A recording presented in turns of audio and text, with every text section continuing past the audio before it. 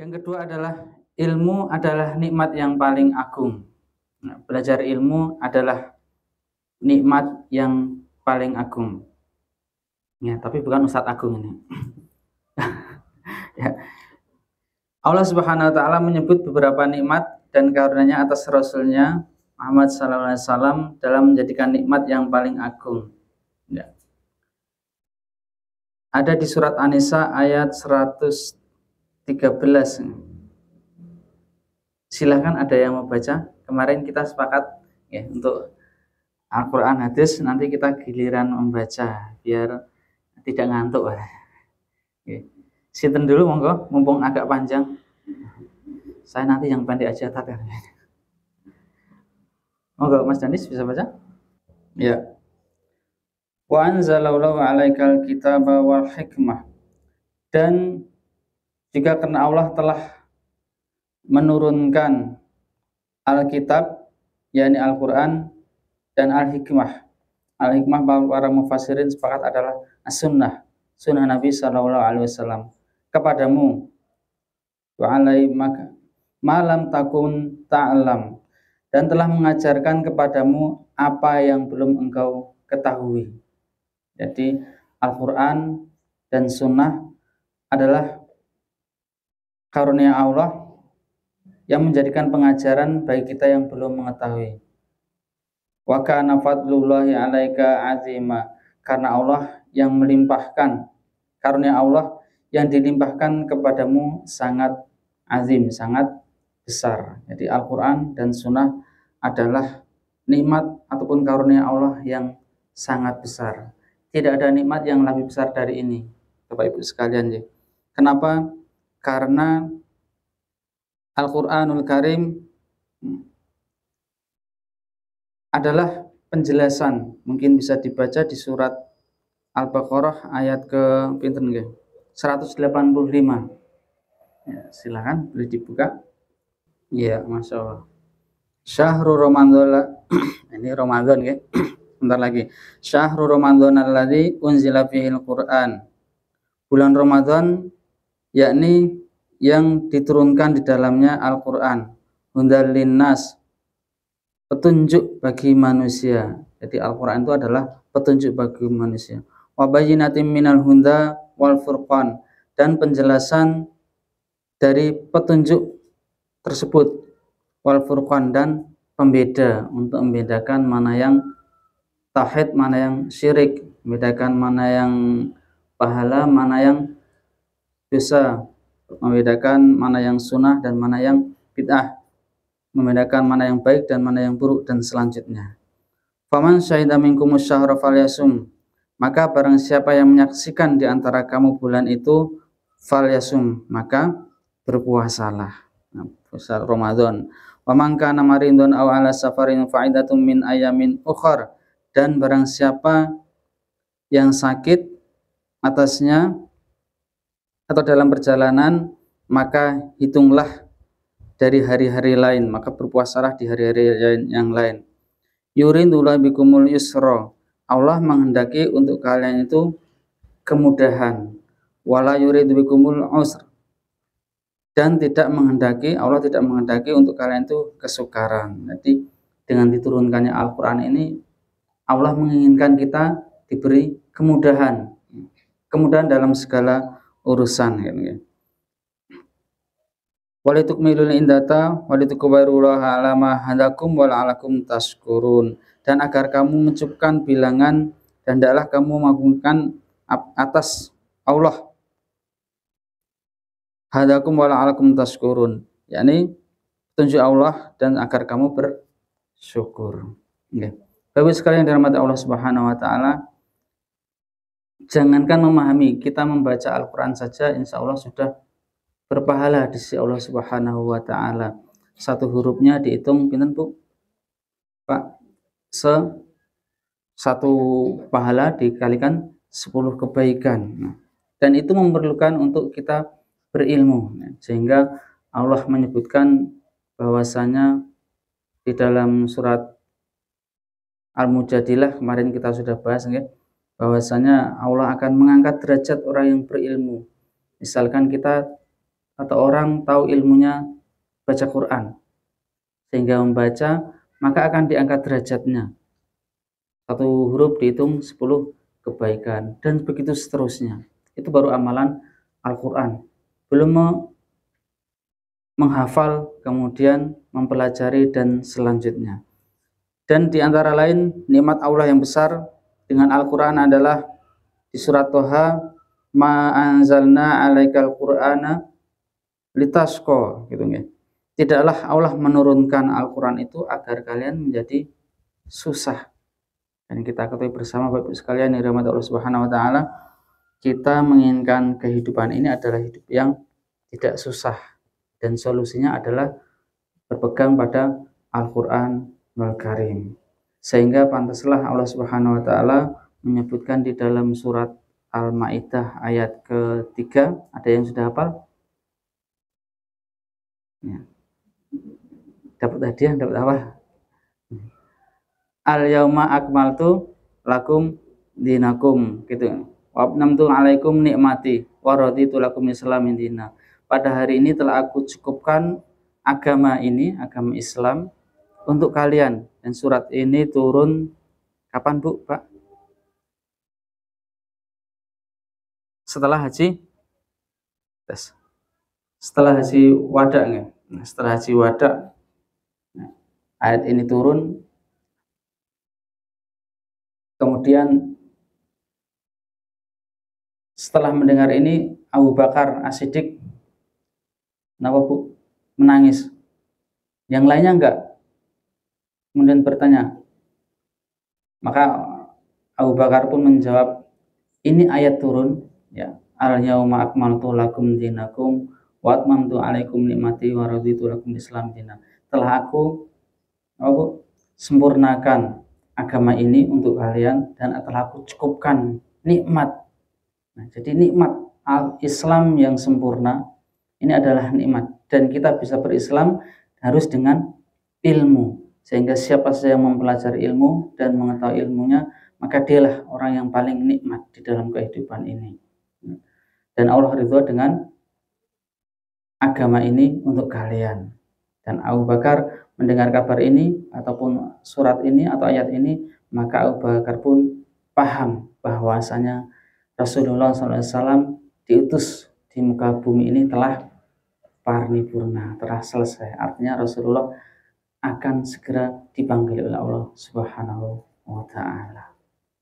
Ini juga mirip dengan surat yang An-Nasr idza ja. Kalau ini yang paham adalah sinten? Anas Abdullah ibnu Abbas. Abdullah ibnu Abbas yang paham. Surat ini turun idza ja An-Nasrul Wafat, yakni tentang Fathul Mekah, ya, kembalinya Mekah ke tangan kaum muslimin. Ini artinya bahwa risalah Rasulullah SAW akan segera paripurna, dan artinya Rasulullah akan segera selesai. Maka minta ampunlah kepada Allah Subhanahu wa taala, ya. Kemudian di hadis riwayat Ahmad, Abu Dawud dan Ibnu Hibban, silakan boleh dibaca ini hadis. Ala inni autitul kitaba wa mithlahu ma'ahu. Ketahuilah semuanya aku diberikan Alkitab. Rasulullah SAW yang bersabda, ketahuilah inni autitul kitab, aku diberi Alkitab, wa mithlahu ma'ahu, dan yang sepertinya, yakni as-sunnah bersamanya. Sehingga Bapak Ibu, sunnah Nabi itu bukan hasil nafsunya Nabi atau rekayasa Nabi, tapi sunnah-sunnah Nabi itu adalah petunjuk atau hidayah dari Allah Subhanahu wa taala. Bahkan para ulama menyebutnya adalah wahyu dari Allah Subhanahu wa taala dalam bentuk sunnah. Sunnah apa Bapak Ibu? Sunnah Nabi itu ada yang mengatakan hadis Nabi, gitu ya. Ada lagi. Sunnah Nabi itu adalah perjalanan Nabi, baik itu bisa ucapan, kemudian amalan, Dan yang ketiga adalah persetujuan. Itu adalah nikmat Allah Subhanahu wa taala. Kalau ucapan jelas hadis Nabi qala Rasulullah SAW begini-begini ya. Kemudian amalan ataupun apapun perilaku Nabi itu juga sunnah Nabi. Nabi sholatnya bagaimana, sampai Nabi puasanya bagaimana, itu juga sunnah Nabi. Dan yang satunya lagi adalah persetujuan Nabi. Jadi Nabi menyetujui sesuatu itu menjadi sunnah Nabi. Seperti misalkan, ini yang mohon maaf terkadang salah paham. Misalkan begini, ada di antara di zaman Nabi itu yang suka sholat itu di akhirnya membaca kulhu, gitu nggak? Di akhir. Kemudian ada yang bertanya, wahai Nabi, itu loh si fulan kalau sholat itu rakaat kedua, bacaan kedua itu diakhiri mesti dengan kulhu. Ada riwayat mengatakan setiap Al-Fatihah surat kemudian kulhu, jadi pasti kulhu. Maka Nabi mengatakan, maka Nabi itu bertanya, kenapa ya, apakah benar itu? Maka fulan itu menjawab, iya Nabi, karena saya sangat cinta dengan surat ini, surat kulhu. Maka Nabi mengatakan, bersabda, engkau akan masuk surga karena cintanya surat ini. Nah, Bapak Ibu sekalian, itu diantara contoh bahwa Nabi menyetujui.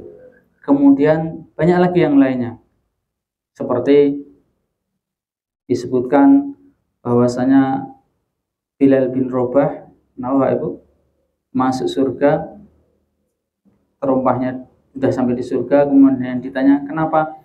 Karena dia selalu menjaga wudhunya. Zaman sekarang Bapak Ibu sekalian dirahmati Allah Subhanahu wa taala, ada yang salah paham. Salah pahamnya adalah mereka membuat ataupun mengotak-atik ajaran agama ini dengan dalih seperti itu. Itu kan dulu Bilal bisa melakukan itu. Ada sahabat yang melakukan itu tanpa disuruh. Nah, jawabannya adalah Bapak Ibu sekalian, di zaman Nabi itu ada Nabi yang menyetujui. Apakah ini baik atau buruk? Ada Nabi yang menyetujui.